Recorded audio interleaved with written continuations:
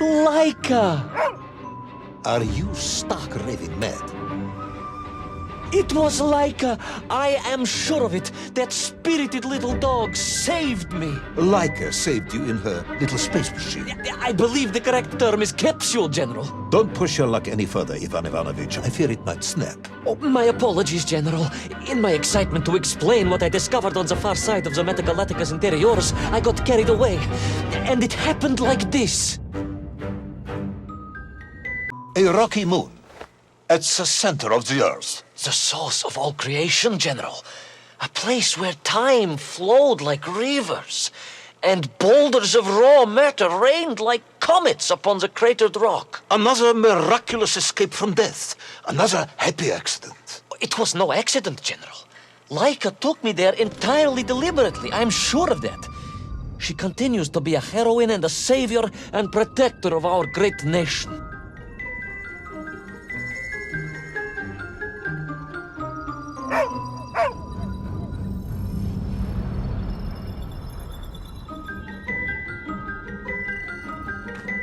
Laika died in orbit. No, General, she did not.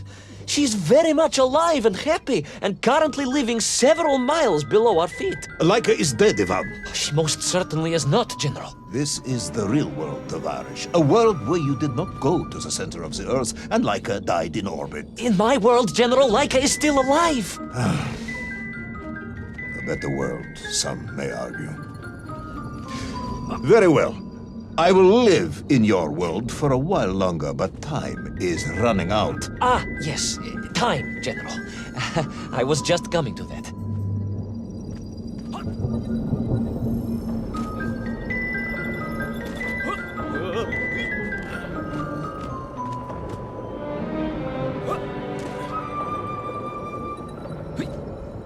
There in the distance it stood, enveloped in a mighty time storm. The world clock, General. The beating heart of all history. The axis mundi, the pillar of the world. Not enough to conquer Russia by drilling back to the surface with his magical mind-controlling atomic radio set there. No, General.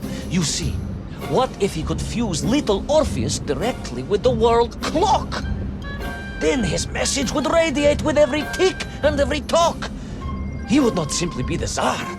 He would be the Tsar of all time, the eternal tyrant, the literal incarnation of everything our glorious revolution stood to overthrow.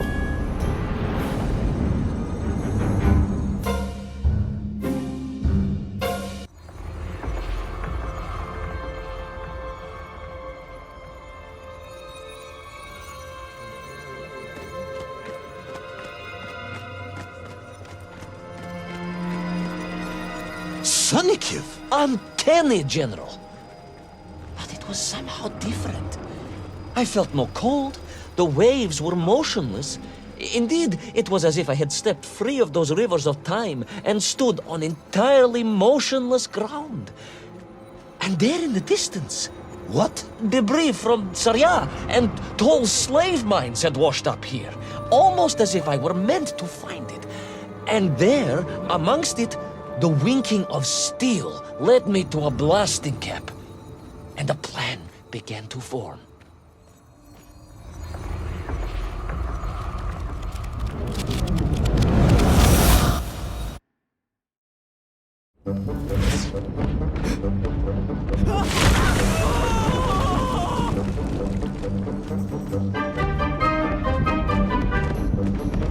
The terrain was ferocious. Explosive eruptions of fire and heat, thunderous emissions and lethal gases. Much like your cousin Pavel, perhaps, as a result of consuming all of those stolen eggs. Ah, General, you have been listening after all.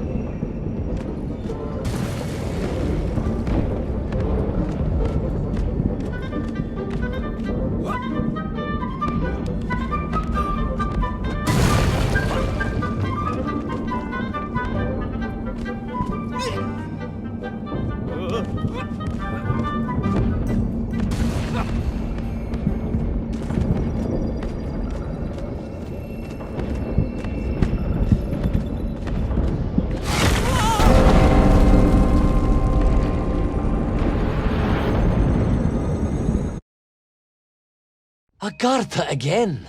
But why? You are stalling, comrade. The clock is ticking. Tick-tock, tick-tock! Of course!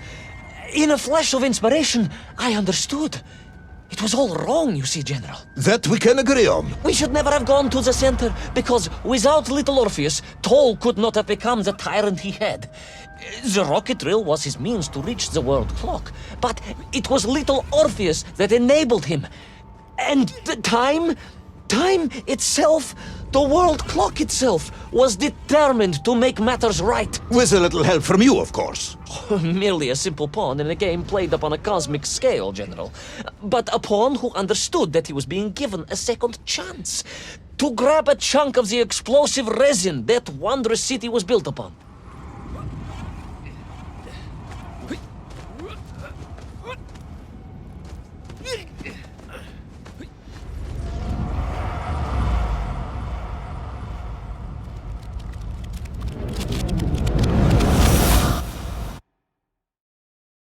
And I was back. The mighty river of time roared past me, carrying the weight of the whole of history with it. Even for you, this is a stretch. Our time is almost up. I have to submit my report within the hour. Time, General. Time was nearly up indeed. That ancient and magical river that carried me along was surely moving inevitably towards some kind of end.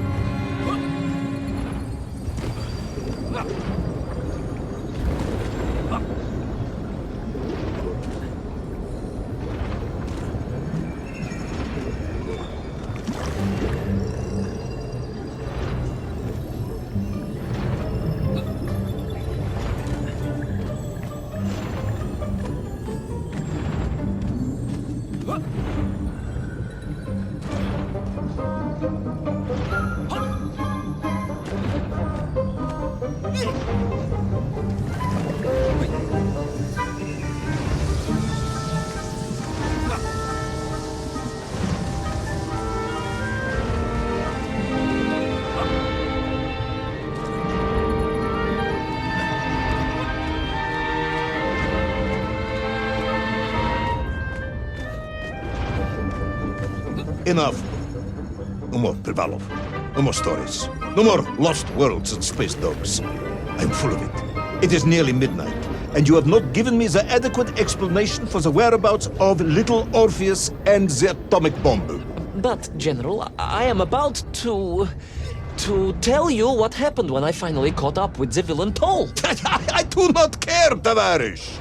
I simply do not care. You have worn me down, and it is time to call a halt to this. I bear you no malice, comrade. In many ways, I admire you, but time is running out. Yes, General, yes. Time. Because it was time itself that suddenly appeared to be on my side.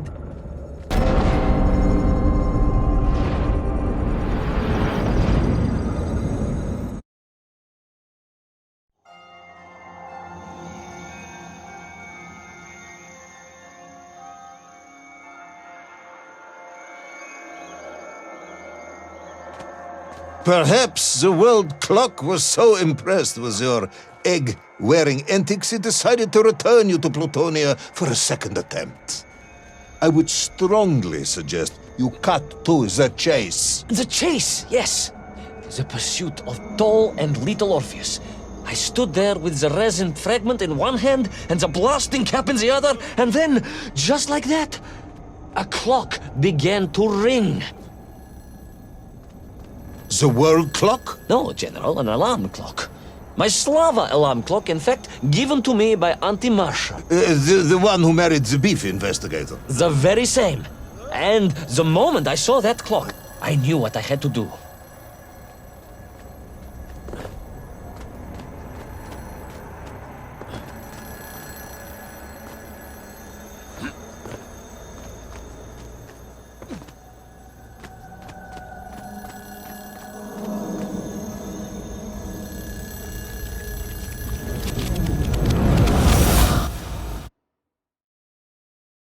Yes, I'm waiting. A bomb, General. A bomb to destroy a bomb. So, you decided to build a bomb, eh? A bomb to destroy little Orpheus. It was a simple plan, really, General. Yes, you are very fond of your simple plans.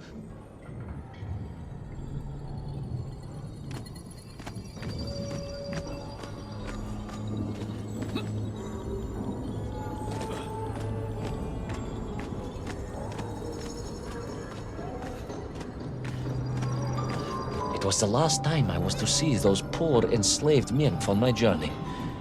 As they scurried in agitation around the base of the rocket drill, now a dreadful weapon of war in the hands of a madman, I was reminded of my mother. Your mother looked like a nymph? That is extremely disrespectful, comrade. No, I meant I was raised by my mother from an early age, of course. My childhood memories of my father were all too brief. You are rambling, Comrade Privalov. Time is running out. Dieni Rezinovi.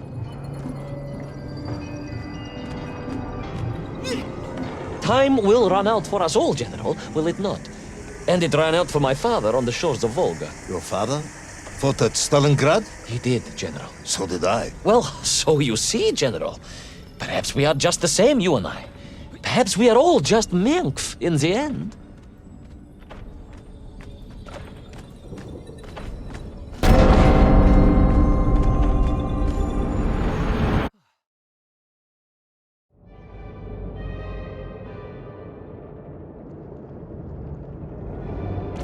What possible use in the construction of a bomb could be found in the belly of a giant whale? Were you perhaps planning on using a worm as a fuse? That would be ridiculous, General. I would hate to undermine your otherwise entirely plausible account. You forget, General. The belly of the beast was full of shipwrecks. And on one of them, I was bound to find what I was looking for. Fuse wire. Comrade, yes, you'd forgotten all about the fuse until I reminded you, hadn't you? General, your cynicism is unbecoming to a man of your rank and stature.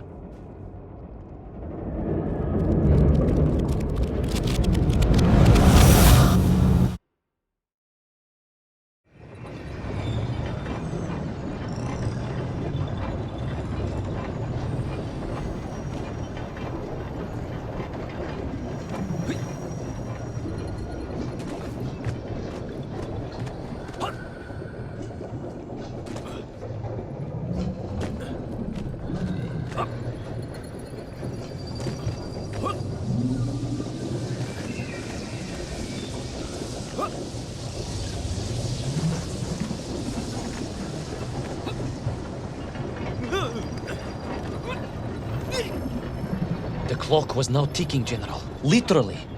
I was surrounded by time, immersed in it, floating along a river of it on a raft made of history, seeking the next moment of opportunity to hurtle backwards amongst those lost worlds. I am a patient man, Tavarish. I lost 3 toes in the winter outside Sharkovskaya in 42. A drunken dentist removed 2 frostbitten toes and 1 perfectly healthy one.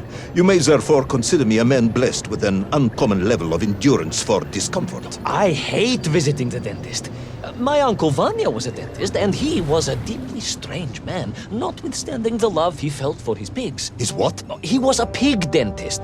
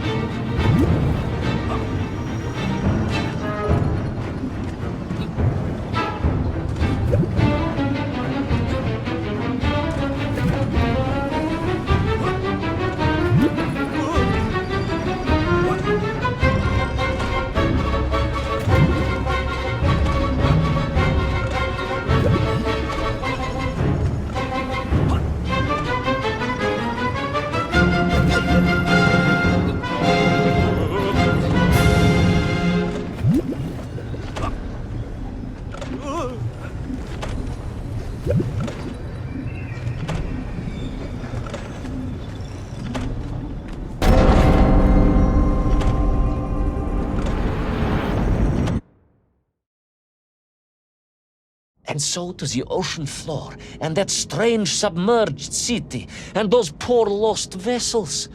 To find a shell case to hold all of my scavenged ingredients, the last piece I needed to construct my bomb. Ah, yes, I have been waiting for this. General? Time, Ivan Ivanovich. Whilst you have rambled on and on about it, I have simply bided mine. I am a patient man, as I have said. Yes, I don't feel I paid enough attention to the story about your toes. Do you have specially made shoes? Enough!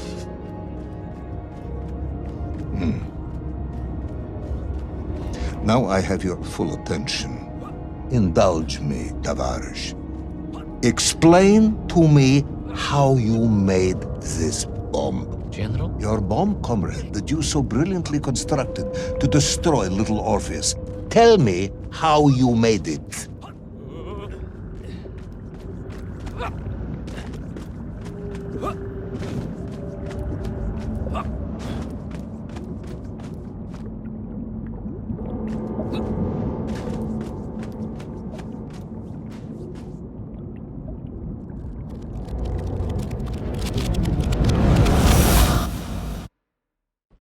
Well, In detail.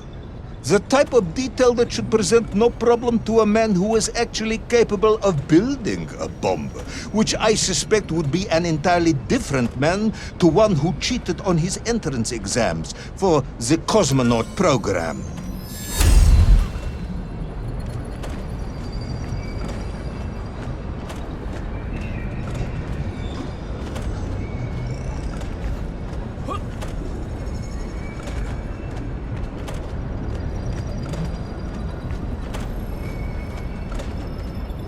You are uncharacteristically silent, comrade. Cat, got your tongue? if I may, General, perhaps just a minute or two to gather my thoughts? There are precious few minutes left. We have reached our conclusion, I think.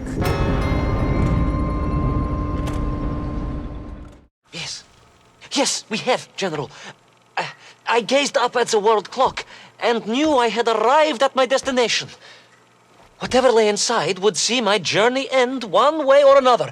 But I had no idea of the marvels that awaited me. And The bomb, Ivan Ivanovich! Tell me how you built the bomb! it was a wonderful sight. The world... It is 2 minutes to midnight, Ivan. It is time to end this story.